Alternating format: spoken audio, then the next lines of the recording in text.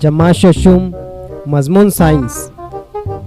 सबक नंबर 12 सादा मशीनें, क्रिएटेड बाय नजमुल हुदा। आज के इस सबक में आप सीखेंगे सादा मशीन, पेचीदा मशीन, माइल सतह, आर्शिमेदस स्क्रू, फाना, बैरम, चरखी, पहिया। मुशाहिदा करके बहस कीजिए। ज़ैल की तस्वीरों में मखसूस काम बेहतर तरीके से पूरा करने के लिए मखसूस वसाइल का इस्तेमाल किया गया है। इस पर गौर करके जमात में गुफ्तगू कीजिए कि इन चीज़ों का इस्तेमाल किस तरह होता है। रोज़मर्रा ज़िंदगी के कामों की अंजामदही के लिए मेहनत कम लगने, कम वक्त में ज़्यादा काम होने के लिए जो वसाइल इस्तेमाल किए जाते हैं इन्हें मशीन कहते हैं। सामने की तस्वीर में दिखाई हुई मशीनों में सिर्फ एक या दो हिस्से हैं। इनकी साख्त सादा और आसान है। ऐसी मशीनों को सादा मशीनें कहते हैं। सादा मशीनों को आसानी से इस्तेमाल किया जा सकता है। इसके अलावा इनके बिगड़ने और ख़राब होने का इम्कान कम होता है। इसलिए हम रोज़मर्रा ज़िंदगी में ऐसी कई सादा मशीनों का इस्तेमाल करते हैं। बताइए तो भला, ज़ैल में दी हुई मशीनों की तस्वीरों का मुशाहिदा कीजिए। वो कौन कौन से काम करने के लिए इस्तेमाल होती हैं। इन मशीनों में कई हिस्से होते हैं। एक काम की तकमील के लिए इनमें कई अमल होते हैं। इसलिए इन मशीनों में कई हिस्से एक दूसरे से जुड़े होने की वजह से इन मशीनों को पेचीदा मशीन कहते हैं। पेचीदा मशीनों में लगाए हुए कुछ हिस्से सादा मशीनों ही के होते हैं। पेचीदा मशीनों की साख्त पेचीदा होती है। माइल ढलवान सतह, एक वजनी पीपा ट्रक में चढ़ाना है। रवि ने अलिफ और हमीद ने बे तख्ते का इंतखाब किया। राही ने तख्ते का इस्तेमाल ही नहीं किया।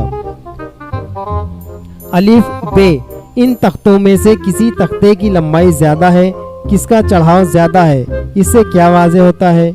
वज़न उठाने के लिए तख्ता तिरछा रखकर इस्तेमाल करें तो हमें कम वज़न उठाना पड़ता है और वज़न चढ़ाना आसान हो जाता है। ऐसे तख्ते को ढलवान सतह या माइल कहते हैं। माइल का चढ़ाव जितना कम हो उतना ही वज़न कम महसूस होता है, लेकिन माइल की लंबाई ज़्यादा होती है। माइल का चढ़ाव जितना ज़्यादा होगा उतनी ही लंबाई कम होगी।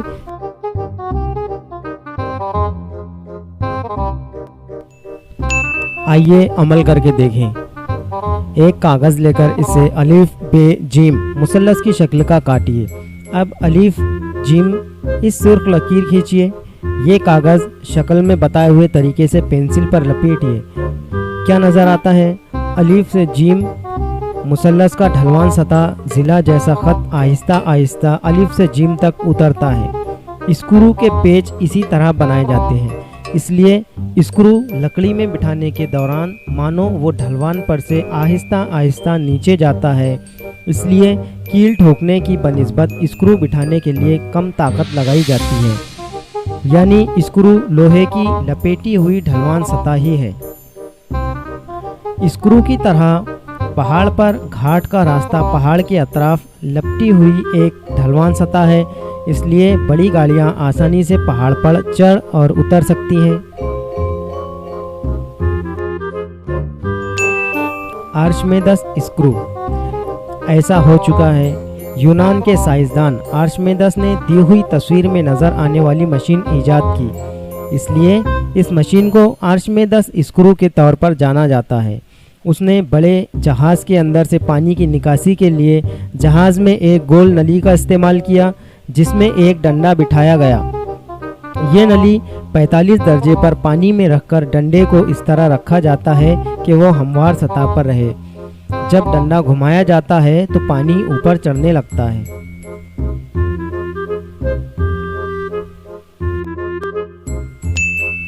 फाना लकड़ियाँ काटने के लिए कुल्हाड़ी का इस्तेमाल होता है।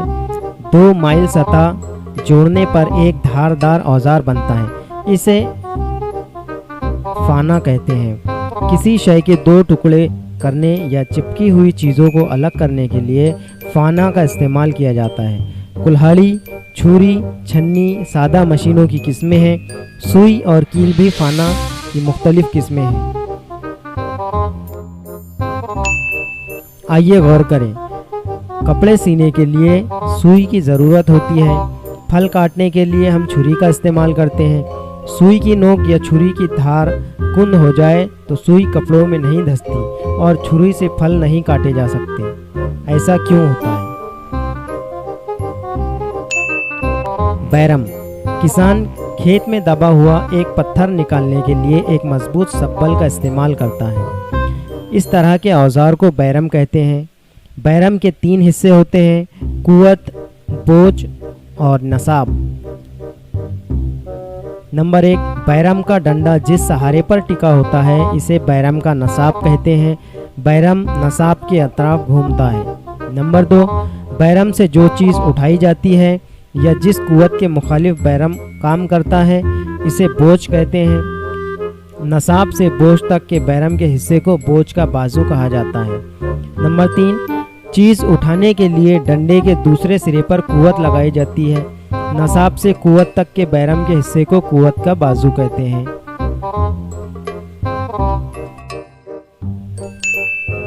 आइए अमल करके देखें। बैरम की पहली किस्म। मेज़ पर एक पेंसिल रखिए। इस पर जाविया कायमा पर एक पट्टी रखिए। पट्टी के एक सिरे पर एक पेपर वेट रखिए। दूसरे सिरे को उंगली से दबाकर पेपर वेट उठाइए। बताइए बैरम के बोझ का बाजू, कुवत का बाजू और नसाब कौन से हैं? अब पेपर वेट और पेंसिल का फासला हर वक्त 4 सेंटीमीटर बढ़ाते जाइए और देखिए क्या हर फासले से पेपर वेट उठाया जा सकता है। बोझ के बाजू की बनिस्बत कुवत के बाजू की लंबाई जैसे जैसे बढ़ती जाती है वैसे वैसे पेपर वेट उठाने के लिए कम कुवत लगानी पड़ती है। ये बैरम की पहली किस्म है।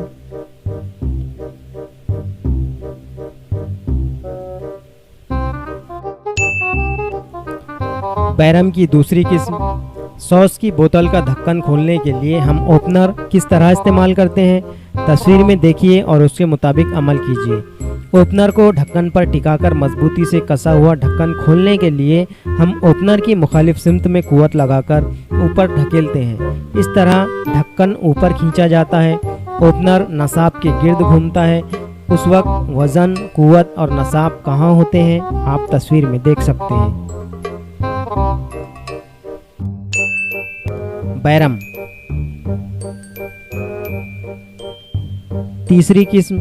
चिमटे के 2 बाजू के सिरों पर वजन यानी बोझ होता है। दोनों बाजुओं के दरमियानी हिस्से पर हम कुवत लगाते हैं, यानी कुवत बैरम के दरमियानी हिस्से पर लगाई जाती है। नेज़, नसाब और वजन बैरम के दोनों सिरों पर होते हैं।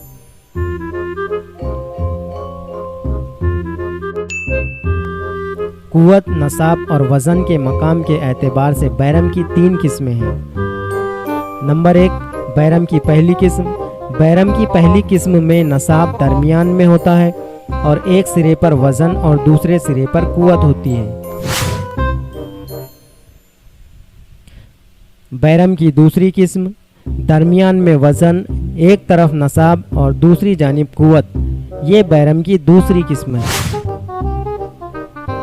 बैरम की तीसरी किस्म। दरमियान में कुवत, एक जानिब नसाब और एक जानिब वज़न। ये बैरम की तीसरी किस्म है।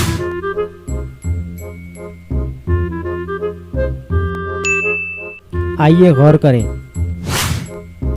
तस्वीर में रोज़मर्रा ज़िंदगी में इस्तेमाल होने वाली कुछ मशीनें दी हुई हैं। हर एक के बैरम की किस्म पहचानिए।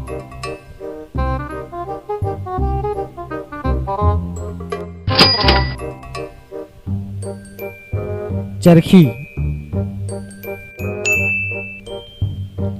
वज़न उठाने के लिए झुर्रीदार पहिया और डोरी की इस साख्त को चरखी कहते हैं। चरखी के इस्तेमाल से क्या फ़ायदा होता है? ऊपर की जानिब वज़न उठाने के लिए नीचे की जानिब कुवत लगाई जा सकती है। ये बहुत सहूलत बख्श और आसान होता है। बताइए तो भला। पहिया और महवर। मेलों में आसमानी झूले से आप भी लुत्फ अंदोज हुए होंगे। उसके बड़े पहिए किस तरह घूमते हैं। इस बड़े झूले का बड़ा पहिया मरकज में एक लोहे के डंडे पर लगा होता है। इस डंडे को महवर कहते हैं। बिजली की मदद से जैसे ही महवर घूमता है, इस पर लगा हुआ पहिया भी घूमने लगता है। महवर और पहिए की ये जोड़ी एक सादा मशीन है। हम देखते हैं कि बेशुमार मकामात पर इसका इस्तेमाल होता है। बड़े झूले का महवर घुमाने पर उसका बड़ा पहिया घूमता है। साइकिल का पैडल मारते ही पहिया घूमने लगता है। ऐसा क्यों होता है? मशीनों की देखभाल। मशीनों की देखभाल मसलसल इस्तेमाल और मौसम के असरात से फरसूदा होकर वो ख़राब ना हो, इसलिए मशीनों की देखभाल ज़रूरी है। मशीनों पर गर्द बैठने से वो ख़राब होती हैं। उनका कुछ हिस्सा जंग आलूद हो जाता है, कुछ हिस्से घिसते हैं, इसलिए मशीनें ख़राब हो जाती हैं और बेकार हो जाती हैं। इससे बचने के लिए उनकी देखभाल काफ़ी अहमियत रखती है। मशीनों की देखभाल के दौरान उनके तमाम हिस्से पोंछकर साफ किए जाते हैं। एक दूसरे पर घिसने वाले हिस्सों में तेल और चिकनाई डालते हैं ताकि उनमें रगड़ कम होकर उनकी झीझ कम हो। मशीनें इस्तेमाल में ना हो तो उनको गर्द से बचाने के लिए उन्हें ढाँक कर रखा जाता है।